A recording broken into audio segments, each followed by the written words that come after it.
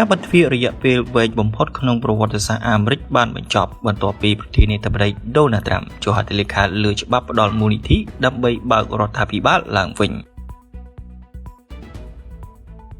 ការបិទទ្វាររយៈពេលវែងបំផុតក្នុងប្រវត្តិសាស្ត្រអាមេរិកបានបញ្ចប់បន្ទាប់ពីប្រធានាធិបតីដូណាល់ត្រាំបានចុះហត្ថលេខាលើច្បាប់ផ្ដល់មូលនិធិដើម្បីបើករដ្ឋាភិបាលឡើងវិញសហភាពអាមេរិកបានអនុម័តសេចក្តីព្រាងច្បាប់នេះកាលពីយប់ថ្ងៃទី12ខែវិច្ឆិកា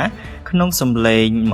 222ទល់នឹង209សម្លេងដោយស្ទើរតែគ្រប់គណៈបក្សសាធារណរដ្ឋនិងគណៈបកប្រជាធិបតេយ្យមួយចំនួនតូចបានបោះឆ្នោតឲ្យយោងតាមសារព័ត៌មាន CNN ចេញផ្សាយនៅថ្ងៃទី12ខែវិច្ឆិកាឆ្នាំ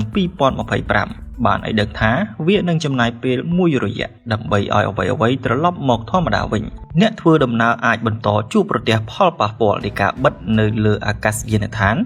ដោយជើងហោះហើរក្នុងនិងក្រៅសហរដ្ឋអាមេរិកជាង900ត្រូវបានលុបចោលនៅពេលដែលអ្នកទទួលអាហារនិងទទួលបានអត្ថប្រយោជន៍ពេញលេញរបស់ពួកគេនឹងប្រែប្រួលទៅតាមរដ្ឋសម្លឹងឆ្ពោះទៅមុខសេចក្តីព្រាងច្បាប់បង្កើតមូលនិធិថ្មីនៅក្នុងសភានាថ្ងៃទី30ខែមករាប៉ុន្តែក៏ផ្ដល់មូលនិធិសម្រាប់ទីភ្នាក់ងារសំខាន់ៗមួយចំនួនផងដែរតាមរយៈឆ្នាំសារពើពន្ធ